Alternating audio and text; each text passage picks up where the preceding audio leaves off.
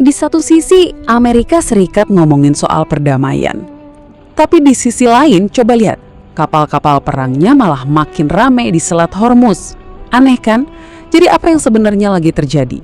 Yuk kita bedah bareng, ini tuh gertakan buat perang atau cuma jeda strategis sebelum eskalasi yang jauh lebih besar? Maaf Mbak, itu sosin masih nempel di gigi.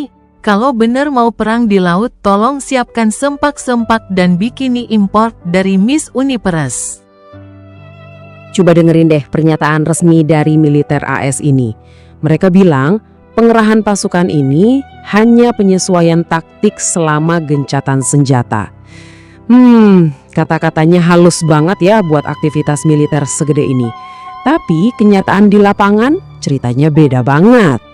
Oke, jadi ini dia 5 poin utama yang bakal kita kupas tuntas. Kita mulai dari gencatan senjata yang penuh tanda tanya.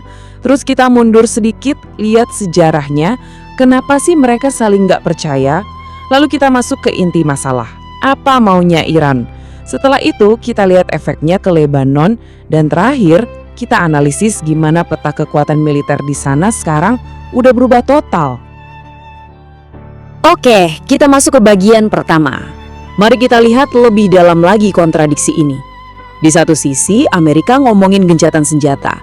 Tapi di sisi lain, tindakan mereka di Selat Hormuz, ngomongin hal yang sebaliknya. Lihat deh kontrasnya, jelas banget. Kiri ada narasi damai, gencatan senjata dari AS. Kanan, realitanya pasukan dikerahkan, siaga tinggi. Iran, mereka nggak tinggal diam. Mereka balasnya bukan dengan kata-kata, tapi dengan pamer rudal. Ini jelas bukan bahasa perdamaian kan? Nah, ini dia pertanyaan utamanya. Seperti yang dianalisis oleh pakar Timur Tengah, Nasir Tamara. Apakah gencatan senjata ini beneran tulus? Atau jangan-jangan cuma taktik buat ngulur waktu? Semacam jeda strategis gitu, buat nyiapin langkah berikutnya yang mungkin jauh lebih keras. Hehehe, udah jelas ngulur waktu. Buat joget-joget dulu, siapa tahu dapat bonus minyak rampasan. Supaya kita paham kenapa Iran skeptis banget, kita harus lihat ke belakang. Ini bukan cuma soal apa yang terjadi hari ini loh. Ini adalah akumulasi rasa nggak percaya yang udah menumpuk puluhan tahun. Kutipan dari Nasir Tamara ini kena banget. Coba bayangin dari sisi Iran. Apa artinya janji-janji diplomasi kalau di depan mereka yang ada malah makin banyak senjata dan pasukan Amerika? Buat Teheran yang nyata itu bukan kata-kata politisi tapi kehadiran senjata. Sejarah ini penting banget. Mulai dari penggulingan Mossadegh di tahun 53 sampai pengalaman mereka sendiri. Kayak perundingan di Oman yang tiba-tiba diikuti serangan. Iran belajar satu hal, dengan cara yang paling pahit. Diplomasi itu satu hal, kewaspadaan militer itu hal lain. Keduanya harus jalan bareng, karena sejarah udah ngebuktiin, perundingan gak selalu berarti aman. Jadi, apa sih maunya Teheran? Di balik semua gertakan militer ini, sebetulnya ada serangkaian tuntutan yang sangat jelas, sangat konkret, baik secara politik maupun ekonomi. Dan ini baru sebagian loh dari 10 tuntutan utama mereka. Mereka minta kompensasi perang, minta semua aset beku mereka dikembalikan, minta sanksi ekonomi dicabut total, dan yang paling krusial, pengakuan atas hak program nuklir mereka. Jadi jelas ya, ini bukan lagi sekedar soal pamer kekuatan militer. Dari semua tuntutan itu, ada 2 poin yang ibaratnya harga mati buat Teheran. Nggak bisa ditawar. Pertama, kontrol atas Selat Hormuz. Ini jalur hidup ekonomi mereka. Kedua, hak atas program nuklir. Ini soal kedaulatan negara. 2 poin ini, titik. Sekarang kita ngomongin duit. Angka ini lebih dari 10 miliar dolar itu yang udah keluar dari kantong Amerika. Dan rencananya ada 75 miliar dolar lagi yang disiapin. Ini bukan cuma angka di kertas, ini beban politik yang berat banget di Amerika, apalagi pas dukungan publik di sana lagi turun-turunnya. Dan perlu diingat, ketegangan ini nggak cuma terjadi di Selat Hormuz aja. Efeknya itu kayak domino, menyebar ke seluruh kawasan. Dan salah satu negara yang paling kena imbasnya secara langsung, Lebanon. Gambar ini simbolis banget. Sebuah kastil bersejarah, bahkan jadi situs warisan dunia UNESCO di Lebanon Selatan, sekarang jadi pos militer Israel. Benderanya berkibar di sana.